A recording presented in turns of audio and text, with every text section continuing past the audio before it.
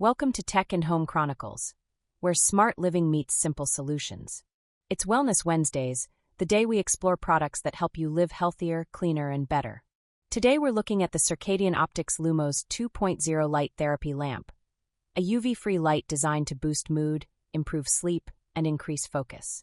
Let's break down the good and the bad so you can decide if it's right for you. The good starts with its 10,000 lux brightness, the standard intensity recommended for effective light therapy. Its full spectrum, UV-free, and 5,500 K color temperature, which simulates natural daylight without harmful rays. The folding design is one of its standout features. You can adjust the light panel into multiple positions, making it easy to use on a desk, bedside table, or wherever you need a boost. Its tall, slim build takes up very little space while staying stable with a wide-weighted base. It's built to last, with LEDs rated for 50,000 hours, and it's backed by a 4-year easy replace policy. Plus, the design isn't just functional, it's modern and sleek, so it looks good in your space. Now for the downsides. Light therapy works best with consistent daily use, and it can take a week or two before you notice results, so it's not an instant fix.